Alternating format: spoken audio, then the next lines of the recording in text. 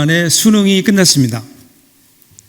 시험을 잘 본 아이들이 많을까요? 못 본 아이들이 많을까요? 어느 가정에서 그 아이가 성적표를 받아왔어요. 성적표를 받아와서 아버지에게 도장을 찍어달라고 내미는데 보니까 아이의 성적이 그러다가 양 하나 있고 또 가인 거예요. 영어 하나만 양이고 나머지는 가예요. 여러분 자녀가 이런 성적표를 받아왔으면 어떻게 하시겠어요? 여러분들의 표정이 말해주네요. 근데 이 아버지는 좀 달랐어요. 그 아들에게 뭐라고 얘기하는가 하면, 야, 너는 왜 이렇게 한 과목만 치중해서 공부하냐? 영어만 하지 말고 다른 것들도 골고루 열심히 해라. 그랬다 그래요. 그런데 같은 반 아이가, 그 친구가 옆집에 사는데 이 아이는요 다 수고 영어만 우겨요. 그러니까 그의 아버지가 그걸 보면서 너는 왜 이렇게 영어만 못하냐? 영어를 조금 더 열심히 하면 다 수 받을 수 있을 텐데, 그러면서 아이를 나무랬어요. 여러분, 나중에 이 두 아이 중에 누가 더 잘 될까요? 모르는 거예요. 그걸 어떻게 알아요? 나중에 커봐야 알지. 근데 여러분, 이런 건 있지 않아요? 인생이라고 하는 것은 오늘이 우리의 전체를 다 지배하는 거 아니에요. 오늘 우리의 현실이 내일로 이어지는 것만은 아니에요. 오늘로 내일을 판단하지 마세요. 인생이라는 것은요, 길게 봐야 돼요. 끊어보는 게 아니에요. 통으로 봐야 되고 전체를 볼 줄 알아야죠. 내일을 오늘로 판단하지 마십시오. 내일의 태양은 내일 뜨는 겁니다. 이 세상에 보면 모든 길들이요 끊어진 것 같은데 사실은 끊어지지 않았어요. 길은 이어져 있습니다. 이 험한 길, 우리가 때때로 인생길을 걷다 보면 정말 이 험한 인생길, 고난의 인생길이 언제 끝날까? 그런데 어느 순간 끝나요. 그리고 다른 길을 만나게 된다니까요. 우리 인생도 마찬가지 아닐까요? 굴곡이 있어요. 여러분 우리 주위를 돌아보세요. 모든 것마다 잘 되는 사람이 있던가요? 그리고 하는 일마다 안 되는 사람들이 있던가요? 아니에요. 오르막이 있으면 내리막이 있는 거예요. 그런데 우리는 오늘 우리에게 주어진, 오늘 우리의 앞에 보이는 산만을 끊어보면서 그것 때문에 자만하고 그것 때문에 절망하다가 정말 중요한 인생 전체는 보지 못하는 것은 아닐까. 긴 호흡으로 인생을 보는 것, 여러분, 이것이 지혜가 아닐까요? 오늘 본문의 이야기이기도 합니다. 오늘 다니엘이 이제 예레미야 선지자의 글을 읽다가 다시 깨닫는 거예요. 이제 포로 생활, 바벨로니아 포로 생활이 70년이 지나면 다시 고국으로 돌아갈 수 있다고 하는 그 말씀을 듣게 됩니다. 이제 70년이 다가오고 있어요. 이제 돌아갈 시간이 된 거예요. 이것을 알게 된 다니엘이 즉각 하나님 앞에 기도해요. 20절입니다. 이렇게 시작돼요. 내가 이같이 말하여 기도하며 내 죄와 및 내 백성 이스라엘의 죄를 자복하고 내 하나님의 거룩한 산을 위하여 내 하나님 여호와 앞에 간구할 때, 기도하면서 죄를 먼저 고백해요. 왜 죄를 고백할까요? 다니엘은 알고 있는 거예요. 왜 이스라엘 백성들이 70년 동안 바벨론에서 포로 생활할 수밖에 없는가? 그것은 이스라엘의 죄 때문인 걸 안 거예요. 그래서 그는 그 죄를 회개해요. 하나님 앞에 다시 한번 죄를 회개한 다음에 그 다음에 하나님의 산, 하나님의 거룩한 산, 성전을 회복시켜 주실 텐데 하나님 어떻게 하실 겁니까? 하나님의 계획을 묻고 있어요. 자신의 계획이 아니에요. 하나님 이렇게 해 주세요가 아니에요. 하나님의 계획을 묻고 있는 거예요. 그러면 이것이 기도가 아닐까요? 기도라고 하는 것은요, 나의 계획을 내밀면서 하나님 이대로 해주세요가 아니라 하나님 이 일을 향하여 가지고 계신 하나님의 계획은 무엇입니까? 그러니까 나의 뜻이 아니라 하나님의 뜻은 어디에 있습니까? 내 뜻대로 마시고 하나님 뜻대로 되기를 원합니다. 이것을 묻는 거예요. 이것이 기도가 아닐까요? 그랬더니 21절 보세요. 곧 내가 기도할 때에 이전에 환상 중에 본 그 사람 가브리엘이 빨리 날아서 저녁 제사를 드릴 때쯤에 내게 이르더니, 응답이 빠르잖아요. 가브리엘 천사, 하나님께서 가브리엘 천사를 보내셔서 응답하세요. 이 가브리엘은 성경에 나오는 대표적 천사 중에 하나입니다. 가브리엘이 하는 일을 보면 하나님의 자비하심을 전하고 하나님의 계획과 약속을 알리는 일을 합니다. 그래서 신약에도 보면 이 가브리엘 천사가 세례 요한의 아버지였던 사가랴, 그리고 예수 그리스도의 육신의 어머니였던 마리아에게 나타나셔 그래서 세례 요한과 예수 그리스도의 탄생을 예고합니다. 자, 여러분, 세례 요한과 예수 그리스도 이 두 사람의 등장은 지금까지 되었던 한 시대의 어둠의 시대를 이제는 끝내고 새로운 시대가 열림을 알려주는 거죠. 이것이 바로 가브리엘의 일이었던 거예요. 그래서 고난이 끝났다. 이제 이 시대가 끝났다. 그리고 이제 새로운 하나님의 시대가 열린다. 하나님의 계획을 전하는 가브리엘 천사. 오늘도 하나님께서는 우리에게 이렇게 엎드려 기도하는 우리에게 가브리엘 천사를 보내시죠? 아니요. 이제 사실은 하나님께서 천사를 보내실 필요가 없어요. 이제는 천사를 보내지 않으십니다. 왜 그럴까요? 천사보다 훨씬 비교할 수 없는 훨씬 더 귀한 분이 우리 가운데 이미 와 계세요. 그분이 누구시죠? 성령님이에요. 성령님이 우리 마음속에 늘 내주하고 계시면서 우리를 인도하시고 격려하시고 응원하시고 그리고 우리를 보호하세요. 로마서 8장 26절 보세요. 이와 같이 성령도 우리의 연약함을 도우시나니 우리는 마땅히 기도할 바를 알지 못하나 오직 성령이 말할 수 없는 탄식으로 우리를 위하여 친히 간구하시느니라.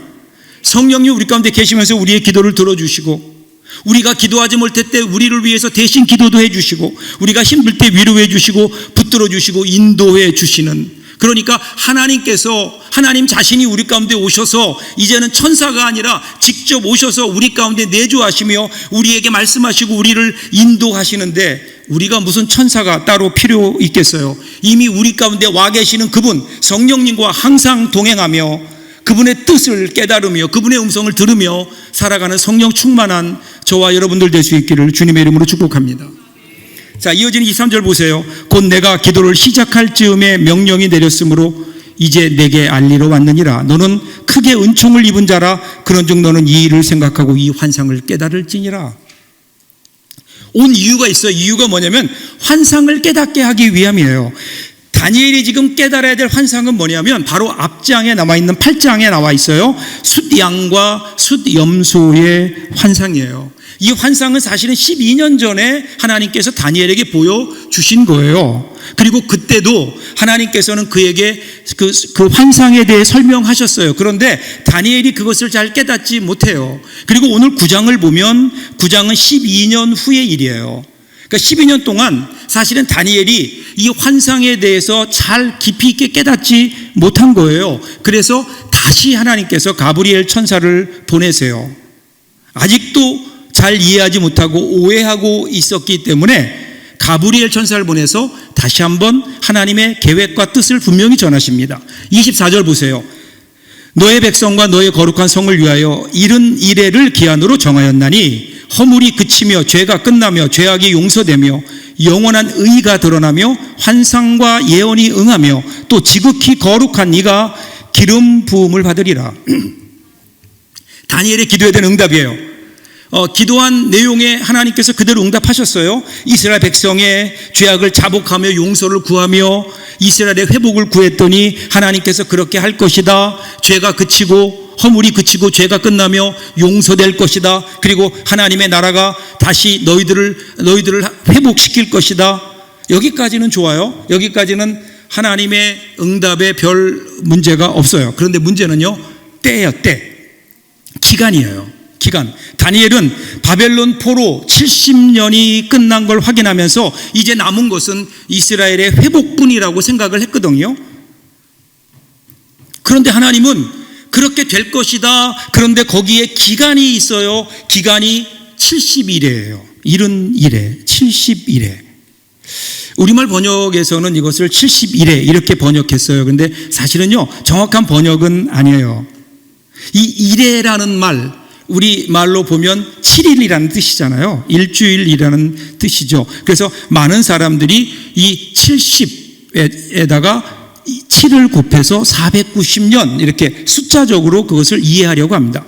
그런데 여러분 원문을 보시면 71회가 70이라는 숫자가 7번 있다는 뜻이에요. 그냥 무슨 말인가 하면요, 이게 71 혹은 70년이 되려면 히브리어에서는 여기에 날 혹은 날들이라고 하는 히브리어 야밈이라는 단어가 붙어야 되는데 그 단어가 붙으면 이게 날을 의미하고 숫자를 의미해요. 그 연수를 의미할 수 있어요. 근데 여기는요 그냥 숫자만 나와요.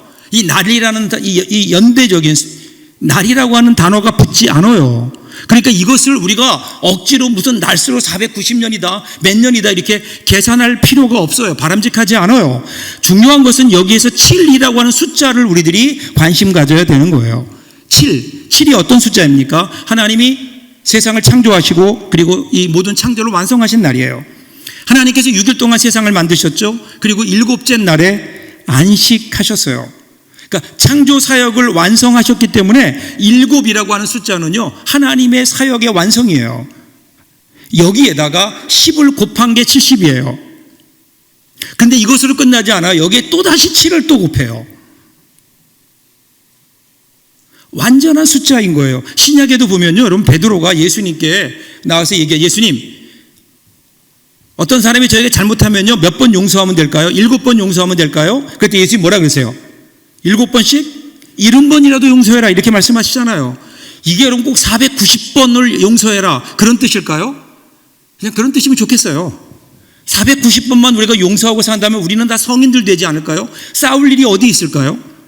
근데 490번이 사실은 어떤 숫자를 의미하기보다 온전하게 용서해라 라고 하는 온전에 대한, 완전에 대한 강조인 거죠. 그러니까 여기 이 71회라고 하는 것은 71회라고 하는 것은요 하나님의 사역이 완성되는 완전한 시간을 의미하는 거예요. 하나님의 뜻이 이루어지는 시간이 있다는 거예요. 그 시간이 뭐예요? 그 누구도 건들 수 없는 하나님께서 인도해 가시는 71회의 시간이 있다 이렇게 하나님께서 말씀하시는 거예요. 하나님의 시간을 말씀하세요. 그리고 나서 조금 더 자세하게 설명하세요. 25절 보세요. 그러므로 너는 깨달아 알지니라 예루살렘을 중건하라는 영이 날 때부터 기름 부음 받은 자 곧 왕이 일어나기까지 7일에와 62일에가 지날 것이요 그 곤란한 동안에 성이 중건되어 광장과 거리가 세워질 것이며. 그럼 제가 좀 설명할게요. 잘 보세요. 자, 예루살렘을 중건하라는 명령이 떨어진 때부터 고레스 왕의 칙령이 떨어질 때부터 기름 부음 받은 자 곧 왕이 일어나기까지, 이 왕이 어떤 왕인지 오늘 본문에서는 잘 정확하게 얘기하지 않아요. 뭐 예수 그리스도일 수도 있고요. 왕이 일어나서 될 때까지 7일에와 62일에 도합 69일에가 지날 것이다 이렇게 얘기해요. 69일에 한 일에는 빠졌어요. 그 기간 중에 성이 중건되고 도시가 회복될 것이다 이렇게 예언을 하세요. 그리고 26절이에요. 62일의 후에 기름 부음 받은 자가 끊어져 없어질 것이며 장차 한 왕의 백성이 와서 그 성읍과 성소를 무너뜨리려니와 그의 마지막은 홍수에 휩쓸림 같을 것이며 또 끝까지 전쟁이 있으리니 황폐할 것이 작정되었느니라. 자, 조금 더 자세하게 설명해요. 자, 62일에가 지나요. 2일에가 지나면 그 시간이 있어요. 아직 차지 않았어요. 70일에가 되지 않았어요. 앞에 7일에 합하면 69일이에요. 그럼 어떤 일이 일어나는가? 기름 받은 자가 끊어진다. 그리고 한 왕이 그리고 백성이 와서 성읍과 성소를 무너뜨릴 것이다 이렇게 예언하는 거예요. 자, 여러분, 근데 여기서 우리가 기억해야 될 게 있어요. 여러분, 이 다니엘서가 역사에 등장하는 시기가 언제냐면요 주전 2세기경이에요. 주전 2세기경이 언제일까요? 그때는 대제국을 세웠던 알렉산더 대왕의 헬라 제국이 세계를 지배하고 있었죠. 알렉산더가 죽은 후에 나라가 넷으로 나눠지면서 그의 후예들이 하는 일은 뭐냐면요 헬라 문화를 온 세계에 전하는 거였다고요. 그러면서 그 헬라 문화를 전하는 그곳에는요 잔악한 탄압이 이루어졌습니다. 특별히 이 예루살렘 지역, 팔레스타인 지역을 다스리고 있었던 셀류쿠스 왕조, 거기에 안티오쿠스라고 하는 아주 악명 높은 왕이 있어요. 그들은 스스로 거기에 안티오쿠스 에피파네스라는 단어를 붙였어요. 이 에피파네스는 뭐냐면요 하나님의 나타나심, 신의 현현 그런 의미예요. 그러니까 자기가 곧 신이라는 거예요. 자기가 신의 나타남이다 그런 거예요. 그래서 예루살렘을 침공합니다. 도성을 불태워요. 성전을 약탈합니다. 포구령을 내려서 그들의 신앙을 포기하게 합니다. 그들의 신앙을 부인하지 않으면 잔인하게 죽였습니다. 그 당시에 기름 부음 받은 대제사장을 죽였고요. 율법을 소지하거나 낭독하는 것을 금지했고 안식일을 비롯해서 모든 다른 절기들 지키지 못하게 했습니다. 그리고 가장 그들이 귀하게 여겼던 예루살렘 성전 그 안에다가 제우스 상을 들여다가 신상을 갖다 놓고 그 앞에서 하나님이 절대로 하지 말라고 했던 가증한 제물, 즉 돼지로 제사를 드린 거예요. 그 앞에 제사하지 않으면 누구나 다 가차없이 죽였습니다. 그야말로 이스라엘 신앙의 암흑기였어요. 지금 이 상황을 보면요, 오늘 다니엘이 본 환상과 같습니다. 똑같은 거예요. 그들이 그런 핍박을 받고 있어요. 이런 고난 가운데 있어요. 그런데 이 환상의 결말을 보세요. 그렇게 예루살렘을 황폐했던 그 왕의 결말도 황폐해지는 겁니다. 홍수에 휩쓸린 같이 쓸려갈 것이다. 그리고 어떻게 돼요? 그리고 24절에서 얘기했던 그 기름 부은 왕이 이스라엘을 회복할 것이다. 기름 부은 받은 자가 다시 세워질 것이고 영원한 하나님 나라가 그제서야 비로소 이 땅에 세워질 것이다. 결국은 어떻게 승리할 것이라는 거예요. 그러니까 겁내지 말라는 거예요. 이것이 70일의 신비인 겁니다. 사랑하는 여러분, 오늘의 고난이 고난으로 끝나지 않고 결국은 회복시켜 주시는 하나님의 은혜로 연결되는 것, 이것을 보는 사람이 믿음의 사람 아닐까요? 사랑하는 여러분, 오늘 모든 결론을 내려고 하지 마세요. 마치 여러분의 인생을 다 아는 것처럼 여러분의 생각으로 여러분 남은 인생들을 판단하지 마시라고요. 우리는 그럴 능력도 없고 그럴 자격도 없어요. 야고보서 5장 11절 보세요. 보라, 인내하는 자를 우리가 복되다 하나니 우리가 욥의 인내를 들었고 주께서 주신 결말을 보았거니와 주는 가장 자비하시고 긍휼히 여기시는 이시니라. 하나님의 결말이 뭐예요? 하나님께서 주시는 결말, 욥에게 주신 결말이 뭐예요? 승리예요. 우여곡절이 많았어요. 많은 일들이 있었어요. 많은 고난이 있었어요. 그럼에도 불구하고 결국 마지막은 뭐예요? 해피엔딩이지 않느냐라는 거예요. 왜 그런 줄 아느냐? 하나님이 결말을 쥐고 계셨기 때문에, 하나님이 욥의 삶을 쥐고 계셨기 때문에. 결말은 하나님께 달려있는데 그 하나님이 어떤 분이세요? 주는 가장 자비하시고 긍휼히 여기시는 하나님. 여러분, 이 얼마나 감사한 일이에요. 오늘 우리가 당하는 오늘의 삶이 힘들고 어렵고 이 삶이 우리를 힘들게 하더라도 그럼에도 불구하고 우리의 결론, 우리의 결말을 쥐고 계신 분이 자비하시고 긍휼히 여기시는 하나님 아버지의 손에 있다. 그러면 여러분, 오늘 우리가 당하는 고난이 좀 힘들어도 우리는 그 하나님의 결말을 보면서 기뻐하고 감사할 수 있지 않을까요? 사도 바울이 이렇게 고백했어요. 로마서 8장 28절 보세요. 우리가 알거니와 하나님을 사랑하는 자 곧 그 뜻대로 부르심을 입은 자들에게는 모든 것이 합력하여 선을 이룬다고요. 이것이 우리의 결말입니다. 예수 믿는 저와 여러분의 결말, 하나님이 우리의 결말이 되신다고요. 내가 아니라 그 어떤 다른 것도 아니라 하나님이 내 인생의 결말이시다. 여러분, 이것만큼 더 감사한 일이 어디에 있을까요? 사랑하는 여러분, 우리에게 주님이 계세요. 그분이 지금도 살아계시며 우리와 함께 하시며 우리를 다스리십니다. 그러기에 우리는 소망 가질 수 있는 거예요. 그래서 우리는 감사할 수 있는 거예요.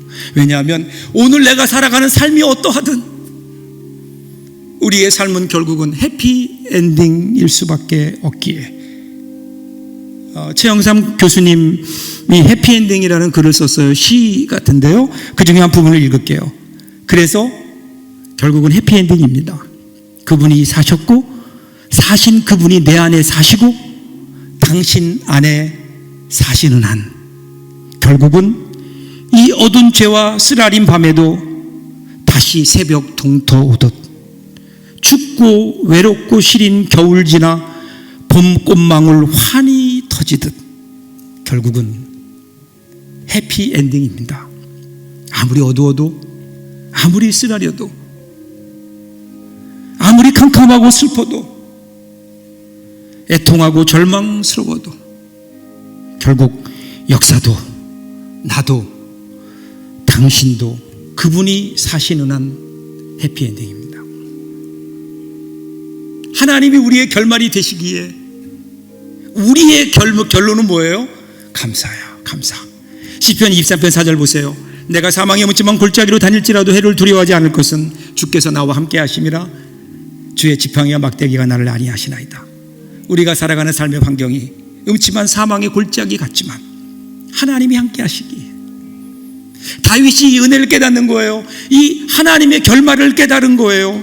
그래서 자기는요, 이 하나님과 함께하기 때문에 오늘 내가 어떤 상황에 있든지 나는 부족함이 없다. 하나님의 선하심과 인도하심 때문에 나는 평생토록 행복하다.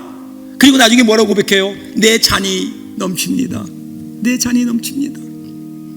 감사함으로 고백했던 이 고백이 오늘 저와 여러분의 고백 될 수 있기를 바랍니다.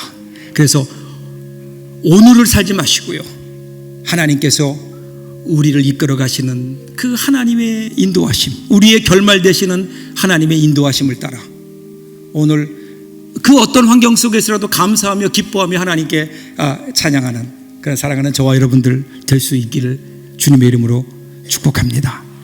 기도하겠습니다.